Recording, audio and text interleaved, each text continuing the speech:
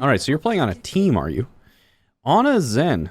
And your Ana and your Zen are playing separately? Alright. Or your Zen is coming to hang out with you. Then you're playing Sigma Hog. Got the Widowmaker and the Tracer. Alright.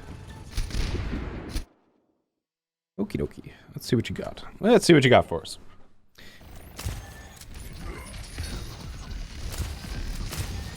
That would have been such a nice nade.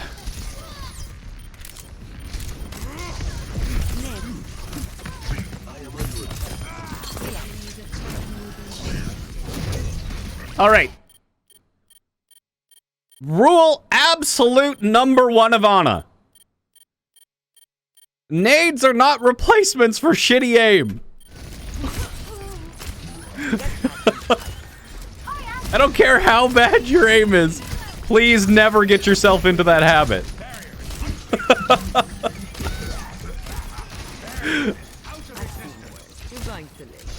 I understand. I understand. If you're playing like Widowmaker, the level of plays that you could make are dictated by the level of your mechanics.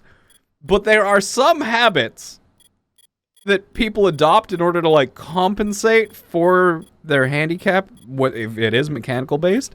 But there are some aspects of a hero that you can't, like there are aspects of your playstyle that you can change if you have worse or better mechanics. Ana's nade is not one of them. You can't, like, you will lose so many games if you try and use it just to compensate for poor aim. Please don't do this. Rolling around at the speed of sound. I will keep you healed.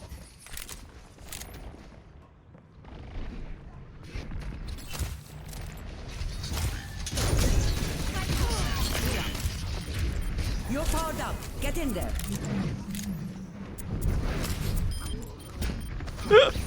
This ball. I love it. Hey, thanks, Grum. I like I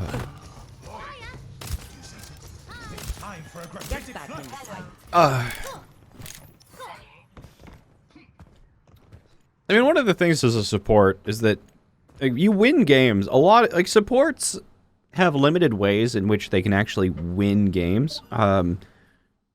Because like in the vast majority of things that you do as a support is you essentially act as a force multiplier, right? Your tanks and your DPS, like really your DPS is what actually exerts the force on the opponent, and you multiply how much force they can exert. But you know, if you've got a Widowmaker that can't hit anything, it really doesn't matter how much you multiply their effectiveness because you're multiplying by 0. And I'm sure every single support main is like, yep, been in those situations, right? So there are certain points in time where you individually can exert a force on the opponent. And if you want to climb, if you want to carry on support, those are the aspects of your gameplay that you absolutely need to maximize. Now, nade is one of them, obviously. So it's like, if you are going to win on Ana consistently at the higher ranks, you need to be using your nade offensively. You need to. You can't use it defensively. It's like, it has to be offensive if you're going to consistently win. Nothing else about Ana's kit can have nearly as much impact other than maybe her nano boost. So there's one of the things that like absolutely drives me crazy, and I know that it shouldn't because not a lot of people put so much thought into it, but you know, in this situation where your Roadhog was sitting at like 200 HP, right? Your Roadhog's like health pool, he can use his Take a Breather to get 300 HP, but what's more valuable? Like, who should get that 300 HP of healing resource, basically? Your Zenyatta is at 85% to his Transcendence. The chance of him getting his ultimate during this next fight is really, really good. You know, just through poke in general, it's not hard to get 15% ult charge, and he should be able to get it. Now, the Roadhog themselves, he doesn't need it because his ult is important, so, you know, you can do things like asking your Zenyatta to take his orb off of the Roadhog and you healing up here. But, like, in this kind of interfight period where you really need to like heal people up, make sure that the healing resource is actually going to the right people. I see it a lot in lower ranks where, you know, it's like even if the Ana, like, you know, let's say you have a Moira and a Lucia, right? It's like, even if the Moira already has her Coalescence, because Moiras already have Coalescence, they'll heal up the tanks. When the Lucio's like, I'll have Amp in 3, just give me a second, right? There's no real rush to heal it up. Just take the extra time, make sure the healing is done by the person who needs the extra ultimate charge, so.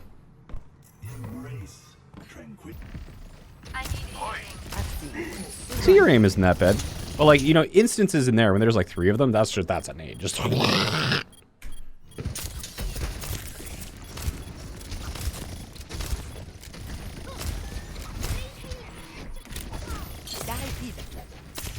hey, nice shot. See, your shot isn't even that bad.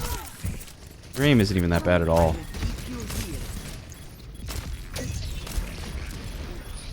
Please don't prove me wrong.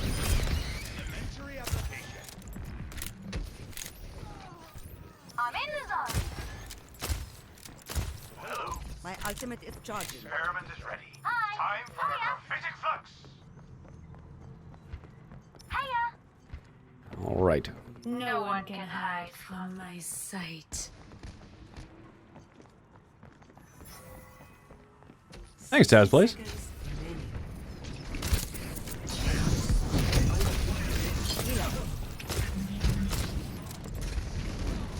Get back in.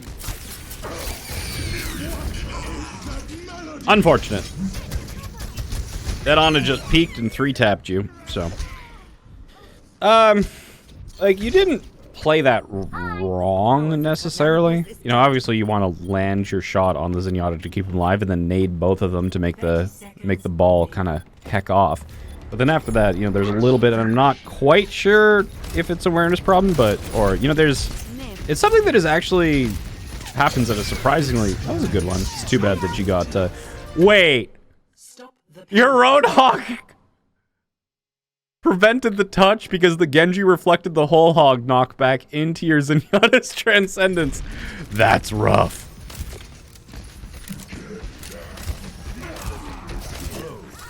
Rough day at the office.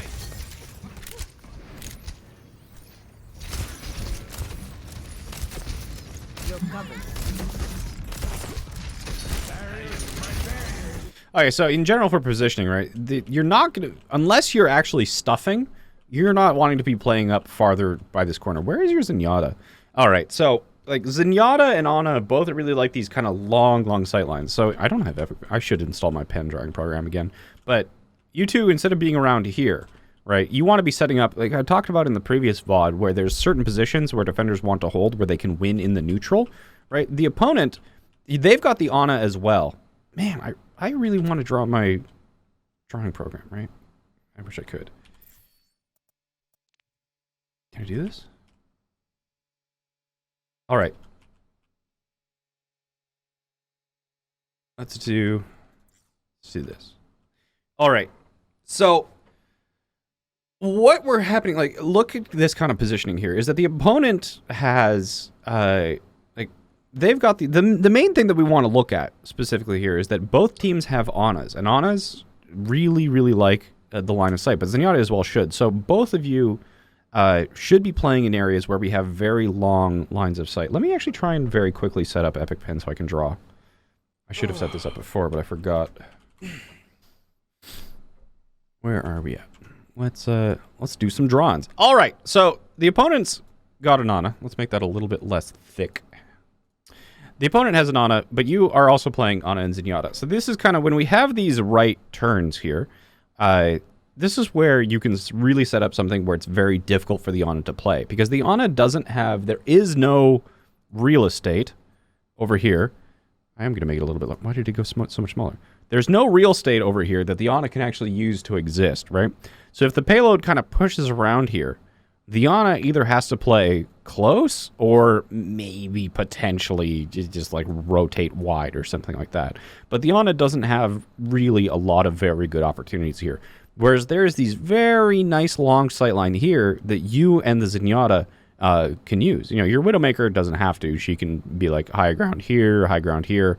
But you especially want to be playing somewhere where you have these really not long, nice lines of sight, where you can just consistently contribute to the fight, especially the Zenyatta, because Zenyatta's left click. If Zenyatta can find a line of sight where you can just be like left click, just the amount of damage that he does is absolutely incredible. And with this payload here, you know, they might be able to kind of be playing, you know, they might all stack up kind of behind it, but if either of them try and push to the sides of it, that's where it's going to make it these really nice corridors for not only the shots going to be easy from you, but also from the Zenyatta as well. So you don't want to actually push up here, because if you were to push up here, and if your tanks try and kind of turn this corner, then in order for you to help them out, you would have to move all the way up and play around here. So the only real merit of you playing up here is if you wanted to be playing in this corridor instead. But with the payload already here, that's going to be very difficult. You missed your opportunity to stuff.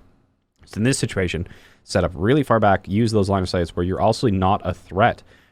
Because like you'd also don't want to be in an area where the Genji can actually dash on you, right? So they're playing double short range DPS. They're playing Reaper and Genji. So you don't want to be playing up close to them. If they're going to be using one of those cooldowns, you want them to have to use those cooldowns to get to you, not to use them on you, sort of thing. So, you know, that should be far enough where even if like the Reaper does teleport to you, for example, you know, you're going to be able to see it. You're going to be able to fight him off because you're with the Zenyatta.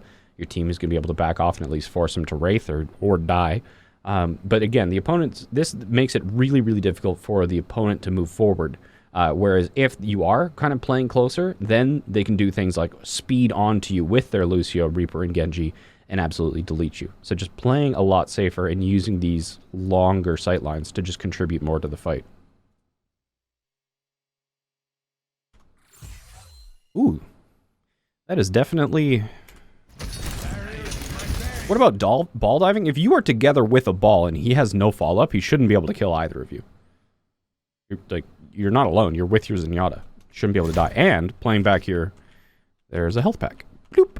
So that's one of the nice places. If you can find these areas where you can not only hide, but also have a health pack to retreat to, you know, it's like, think about how imbalanced these, you know, support. Like, people would freak the fuck out if they buffed Ana or Zenyatta with 75 extra HP. But that's essentially what you do when you play next to a mini health pack, right? So.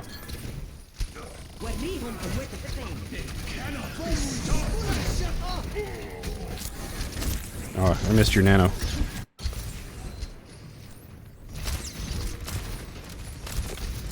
You're covered.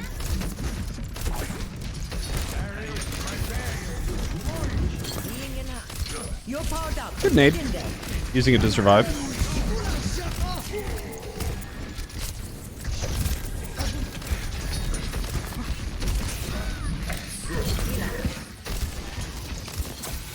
Ooh, good nade from there, Ana.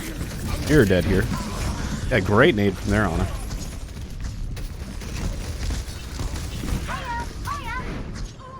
It's less true for Widow because you have an escape, right? You can escape with your grapple, whereas Ana and Zenyatta's don't have escapes.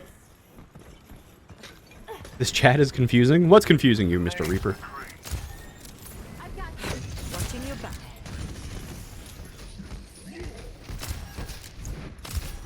Yeah, you're not gonna be able to touch.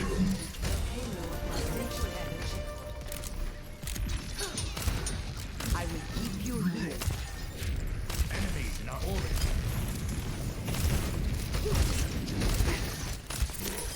You got him! Just a scratch. It's good. Fine.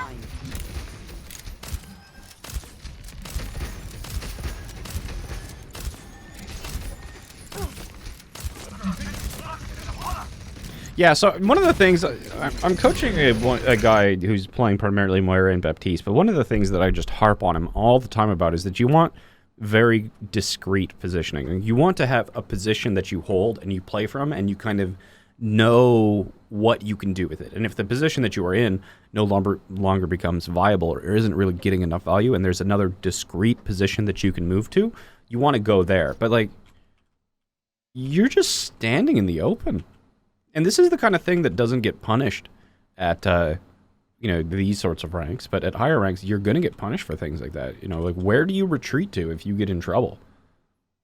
You know, if the opponent, for example, has, like, a Widowmaker who pops out of the top. Now, they don't have a Widowmaker right now, but there's a lot of these... This position is just kind of very in the open. It's not you know, entrenched. There's nothing safe about it. There's no specific retreat except the generic, just kind of like press S and hope sort of thing. So.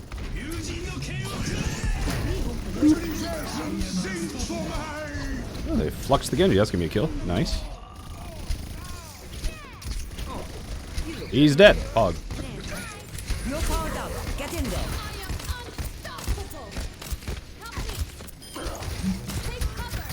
This is going to hurt.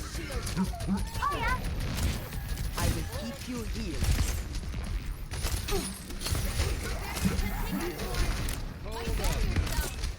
Die easy. What did we say about Nades?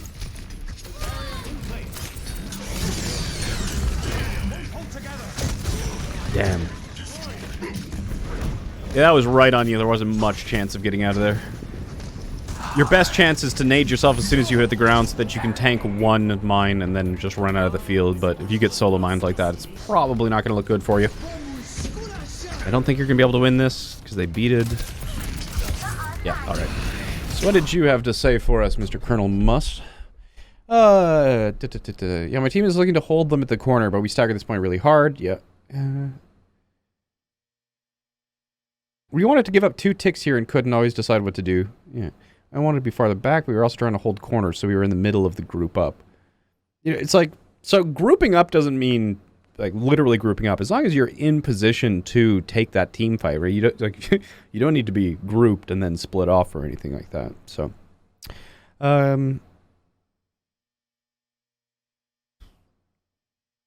my main thing with Ana is that she is a flex support that I'm most confident in terms of making plays with my cooldowns. All right. So, like, you definitely want to be looking for more opportunity, because if you are going to be using your nade a lot more offensively, you know, you need to be confident in your aim, but then you need to be playing in a way where you don't need to use your nade defensively very often. You know, for example, like when you got, like when you were playing in the open here and you got slammed, right? There's places to play where, you know, it's like if you play inside or in cover, like how is the ball going to slam you? You know, he can mine you, but it's going to be a lot more difficult here. So, you know, even if you were just playing here, right, this sightline here, and then again you have a backup onto a mini health pack, you've got a roof so the, you know, the ball that can't slam you, and even if the Genji does try and flank you through the left side, your team will be able to see him. Like, how is a Genji going to clear this flank without being noticed? It's, you know, like if the Genji somehow manages to end up here and he's like, ooh, hi Ana, like maybe, but then you can still fight him because you'll still have your nade and you'll still have the mini health pack. So, round 1 complete indeed. Score 0-3. Switching sides. Initiating. Oh.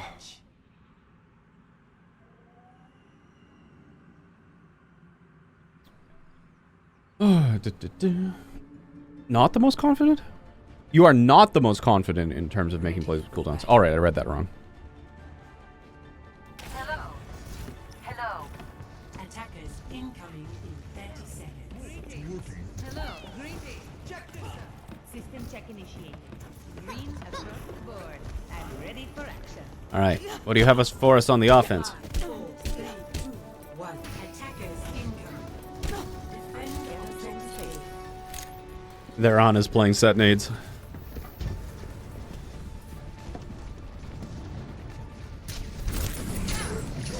Yeah, it's a great positioning, right? Your 4 already got deleted. Unlucky. Again with the wasted nade there, right? I mean, like the main thing that's gonna just improve your Ana play dramatically is just not using your nade for just arbitrary healing, and not using it as a replacement for poor aim. So. You gotta use those to offensively if you want to win games. Gotta. Get back.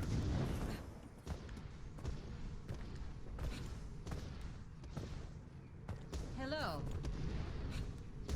Enemies detected.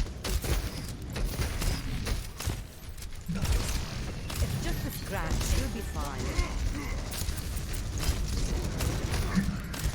Enemy turret destroyed. No, the Ana was... No. I'm so sad. Even, you know, it's not a supplement for bad aim, but if you want to kind of guarantee that you get that kill, right? So, you very clearly got, I don't know if it's stuck in my beard, messing with me. It's just this grass. A little bit of awareness thing here, right? So your Winston goes up for the Ana, and then the Ana gets really low. And you can see her right there. She's so low when the rocket's inbound, and she's just like at 52 HP or something like that. So, yeah, even little things like that where it's not even like on the, it's pretty close to the center of your screen, but you don't recognize that the Ana's there. It's very killable, and you still have your nade. So, I mean, even if you yeeted that nade at the wall behind her when she lands, right? So if you had yeeted that nade kind of, even if like right here, you don't have to hit her. That AoE is going to be enough to kill the Ana. So, you do 70 damage per shot. So against 200 HP targets, right? You either 2-shot them and then hit them with the nade, or you 3-shot them, right? So even if they're going against the corner or something, like you can shoot, and then immediately throw the nade, especially if you know it's going to kill them or they're on the low ground or something like that. It's faster, and it guarantees the kill. So you get good dumpstered, so.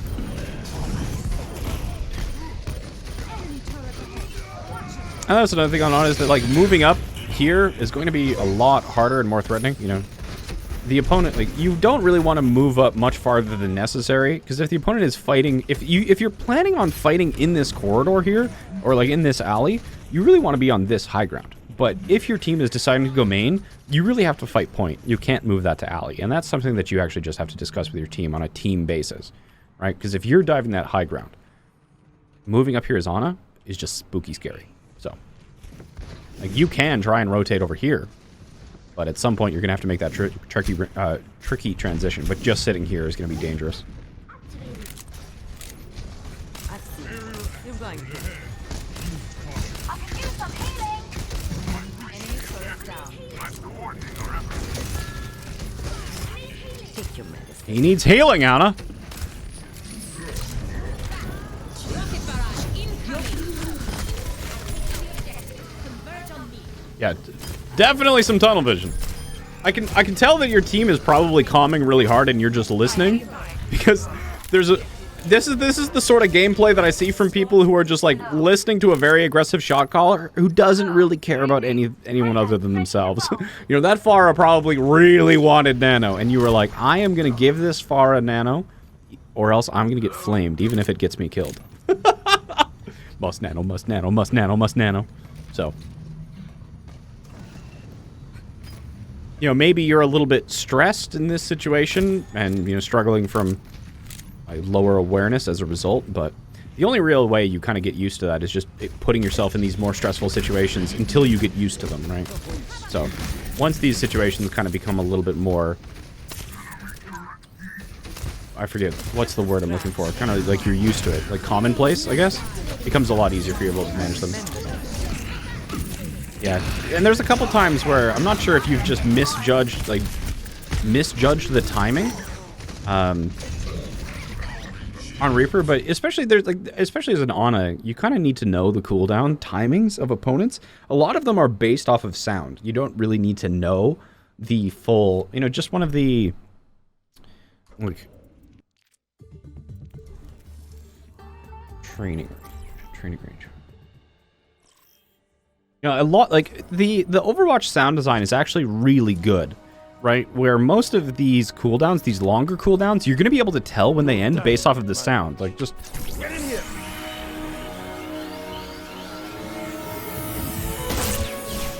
Right? So, they have a very distinct sound over the actual duration of them. And the same thing with, like, with Ana's Sleep Dart, actually, just while I'm talking about it. So...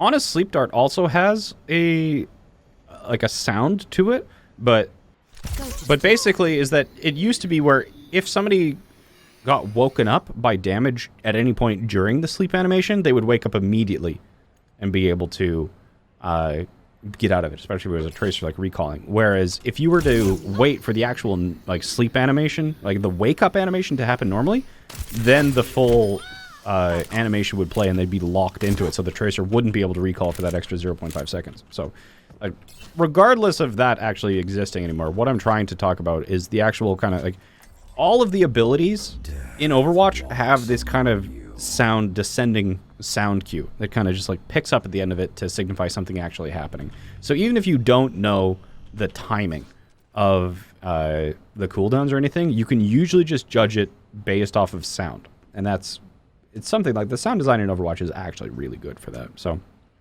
and then sound is also just going to be a really important thing just in general to get used to and pay attention to, because it's going to be like telling you when you're getting shot from behind, when you're getting flanked, a whole bunch of things. So it was patched out in February. Big, sad, unfortunate.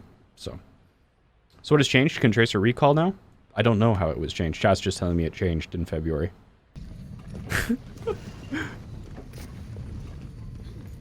You know, like, being this many people on the payload isn't that bad, because your tanks, you've already got a Tracer and a Diva up, right? So as long as you're kind of moving to take the position before the fight starts, you should be okay.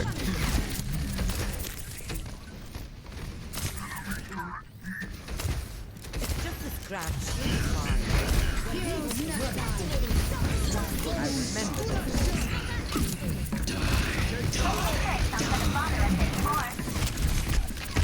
Oh, are you gonna get the kill on him? Oh, so close. So close.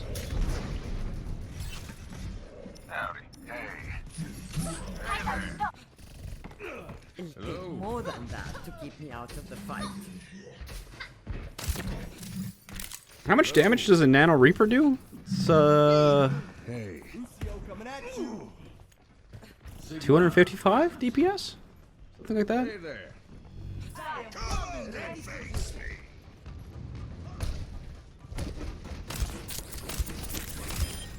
This is Diamond. Oh, that's a juicy nade just asking to happen.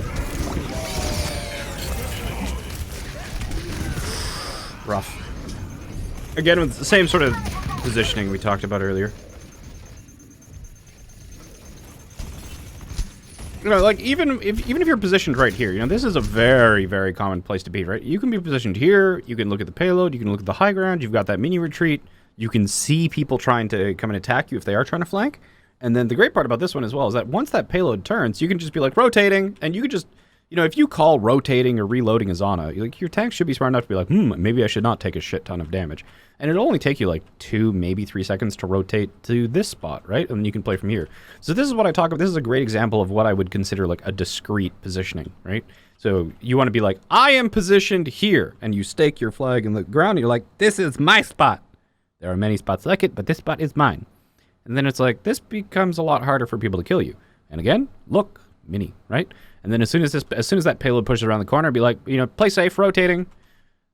All right, healing, sort of thing like that. Just let your team know, you know? So I think Anas are sometimes a little bit afraid of communicating or giving their team, like, not giving their team healing exactly when they need it. But, you know, at the higher levels, like, Anas call out when they're reloading so that people know it's like, oh, you know, for this 1 second, I'm going to get a little bit less healing, right? So it's important. And, like, you are the priority here.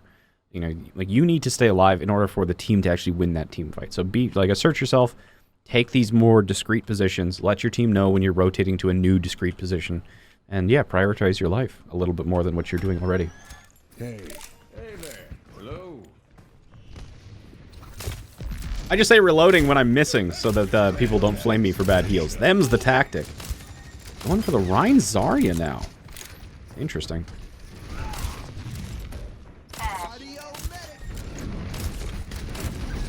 This is probably going to go poorly just from a compositional standpoint. Hey, we got the cancel fog. Your Reinhardt is going to get abused here. Oh, no. Oh, no, no. I, too, miss sleep darts on road hogs at point blank range. I feel your pain, friend. I feel your pain.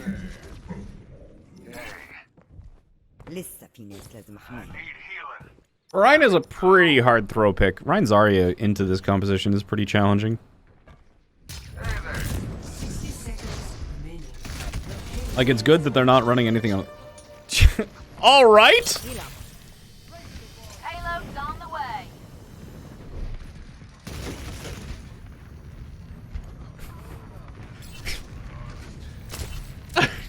Oh, Okay.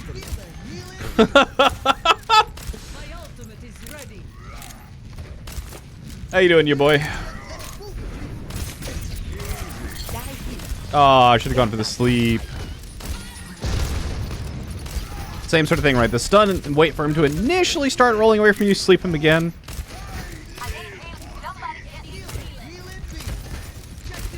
Wow, they are really struggling. You're powered up. Get in there.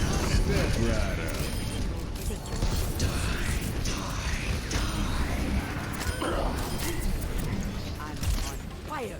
Keep out of my way. Escorting the payload. Why did the opposing team just like fell apart against this Ryan Zarya? That's ridiculous. Oh, you stepped into that mine. Get back in. You got knocked into another one too. You're dead. Yep.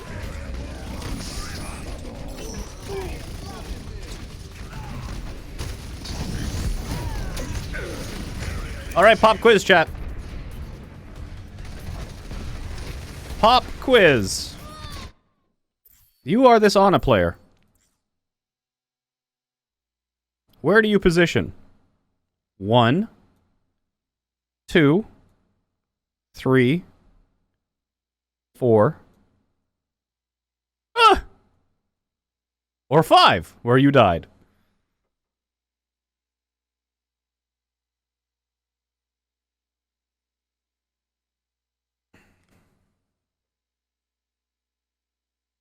Six on the balcony? Right here? Alright, fuck it.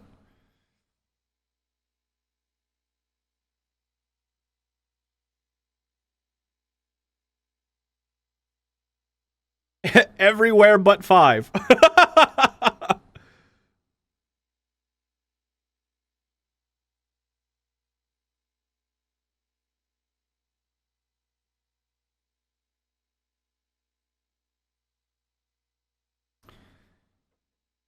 All right, so talking through each one of the positions, one is very aggressive, right? You have a mini pack, but the chances of you having to use it are really strong because the opponent is going to be able to spawn right here. That's going to be challenging. So, Jayne, I've been learning Ana for about the last 1.5 months for team play. Usually a Moira, Zen, and a player. Well, we're going to learn more about Ana. Now, 2 isn't bad, but again, it's easier for the opponent to flank with you, and I wouldn't sit here really unless you had another healer sitting with you or something, or like another DPS who could actually apply pressure here. But still, it's kind of like, kind of mediocre. 3 is really good. Now, 3 is good because it gives you fantastic sight lines and also a little bit of cover. Now, the one downside about 3 is that it doesn't have a health pack or really anywhere to retreat to. You can kind of go up onto the high ground here. Now, 4 is pretty good as well. It's got similar sight lines to 3. You're going to be a little bit closer to the fight, but you do have a retreat onto the mini health pack. Now, it's also going to be dangerous because of the flanks here. So, 3 or 4 are both going to be, I would say, probably your best options here.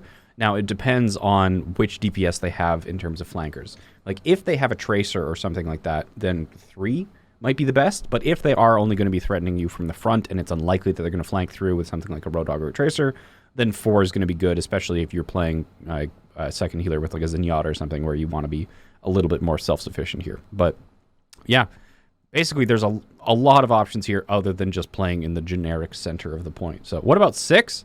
I mean, if you have time to get there, I guess 6 is okay. You know, you can drop, but yeah. 6, I'm pretty sure 6 has vision to payload. I'm pretty sure it does.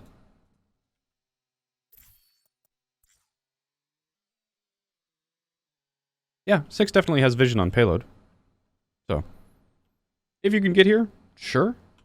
So, most people won't in the middle of a fight, but yeah, these are the sight lines from this point right here. Very, very safe, and you can see anybody who's trying to get you. You can see the flank approaches. Here, it's going to be safer if they aren't going to be flanking, and it also gives you the mini retreat if you do get pushed. So, yeah, 3, 4, 6, any of those. Isn't 3 a death trap with no retreat? The point is that the point of 3 is that it's so far away that the opponent is going to have to A, get to you somehow, probably using cooldowns, and they will see you approach. So if a tracer, for example, is going to be going after you, they're going to have to push into stairwell, in which case, if you have a DPS or something like, the DPS should be able to set up a crossfire on anybody who pushes you. So...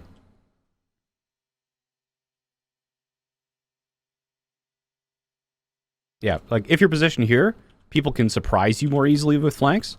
Now, this was one of the benefits of this position, right? Is that if you were here, you can see the flank coming, right? You can be like, oh, I'm being flanked. And then you can early rotate while still being safe. Whereas this position, regardless if they come from left or right, you can see it very early. They still have to do a long approach to get to you. And whether it's like, if it's a Tracer, for example, or a Genji, they're still going to have to probably dash to you or blink over to you. Whereas if you were here, for example, the Genji would have the option of using dash on you as part of one of his combos.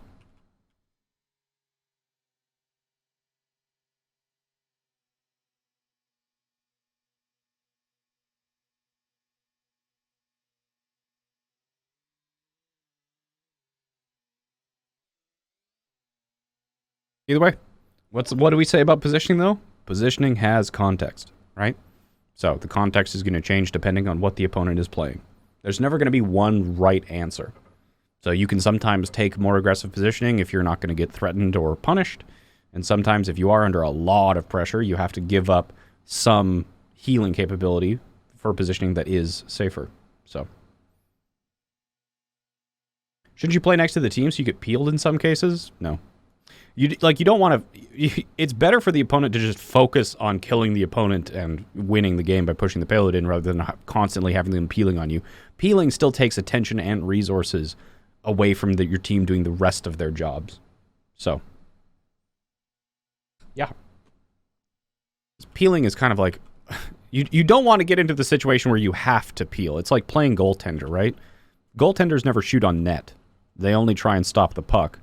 And eventually, well, I've apparently turned it into a hockey analogy, right? But, no matter how many shots you block, eventually one's going to get through. So you want to be the one shooting on net, not the one in goal.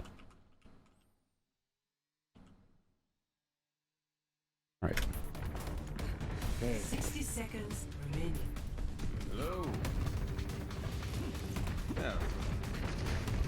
Oh, I'm gold. What is peeling? Peeling is the term in competitive Overwatch where when a vulnerable support, I mean, it doesn't even have to be a support. It's generally used when somebody squishy or vulnerable is getting attacked, the rest of the team peels back from the front line to the back line in order to assist. Or if like a widow gets dove, people will, you can talk about it like peeling from the front line to the back line to assist, or trying to peel opponents off of like vulnerable squishies. So it just means help squishy and vulnerable teammates. Go. I said you will.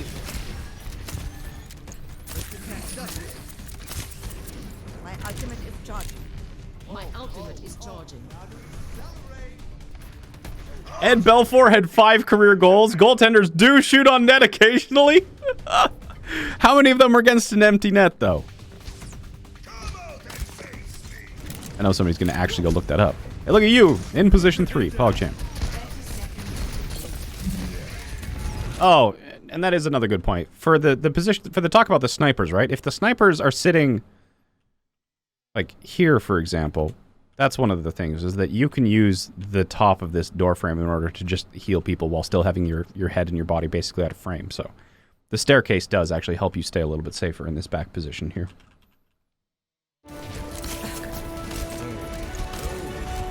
Is peeling with Rhine possible? No, you don't usually peel with Rhine. I mean, you can do it in certain cases. Everything is going to be a scale. It's not like binary yes, no, you can't peel or anything like that. I mean, hell, even Ball can peel. But, in certain situations where like Nano Genji blading your backline, it's like 180 charge sort of thing, right? But Rhine is not, there's just characters that are better or worse at peeling, and Reinhardt is definitely one of the ones that is worse at it.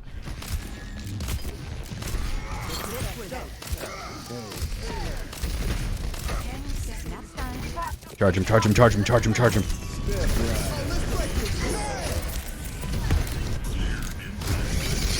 No power down. Get in there.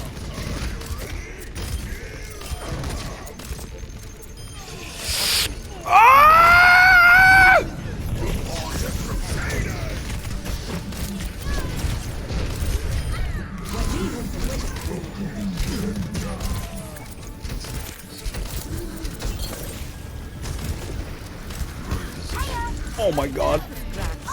I'm clenched. How are you still alive? Wouldn't it be a lot more stressful for everyone if you just weren't in the middle of this? Oh my god, you lived through that.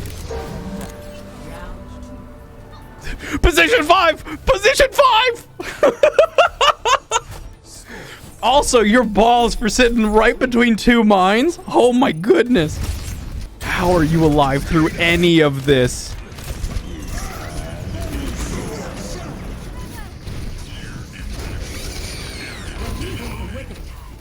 Show me this. Show me this.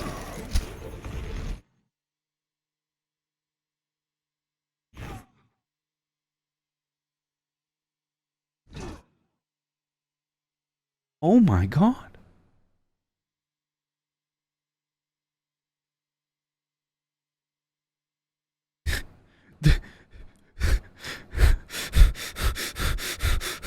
Like, the lasers are the trigger radius, not the mines.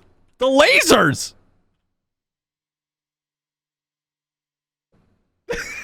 Why? You know what? Let's add position 7. Chat, this is position 7. Please never occupy position 7. And then you just get tossed into one of them. You survive. Well, like, your Ash has the right idea.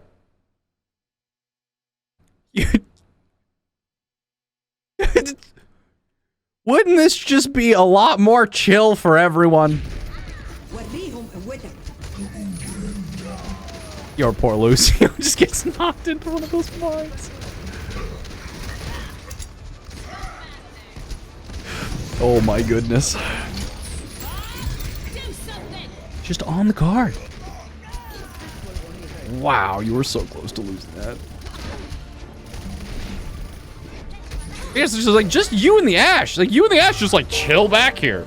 You know, and the great part is that when enemies are that far away, they move less actual real estate on your screen. So they're easier to hit too. Ooh, position 7, the precipice of death. Jayne, I have a question.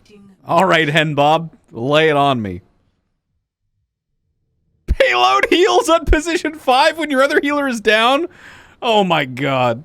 The amount of times that payload healing has come into consideration, I'm pretty sure it's verging on 0% of the time.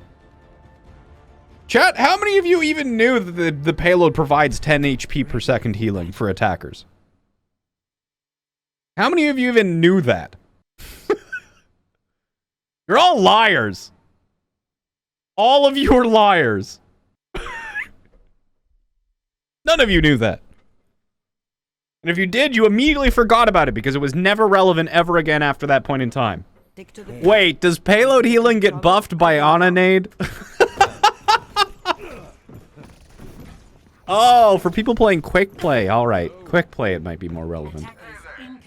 I was today years old when I found that out. Grats, grats, grats. Yep, only on attack. Only on attack. This rank is 3,300. Cart, the original heal bot. You know what? I should have said that it healed 15 HP per second just so that chat would be like, I knew that. They'd be wrong. I would have caught all those liars. Attackers incoming. Defend objective A.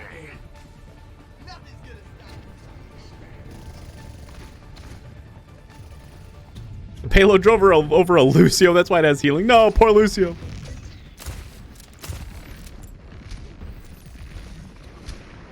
Lights out. I have your back. Oh no. Oh no! You'll be fine. 60 seconds remaining. Yeah, the classic frustrations of an Ana player, landing asleep and then just having to ignore it. You're like, all right, the team doesn't care about me. Your Lucio really should be playing back with you and protecting you, but that's not really a point for you.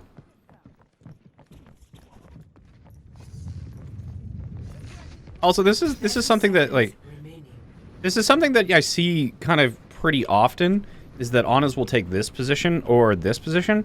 Now, this position is useful because you have this sightline, right? You have this one that goes all the way down to here. That's a pretty useful sightline, right? But the problem is that this position here doesn't really give you a nice retreat. It retreats outside of LOS on high ground, and it's a very long way to a health pack, and this is a very, very common flank for attackers. So you can kind of use this position if you need to use this sightline or this sightline, but otherwise the correct position is to be using this pillar and then on the left side here. You know, if the opponent full rotates behind you, you can rotate all the way here and use this mega as your retreat. But the correct retreat for Ana here is off of the high ground and onto this mini back here. So you being here is always very, very dangerous if you're not using either of the two sightlines that I talked about previously. Good. Chaining the sleep into stun. Good.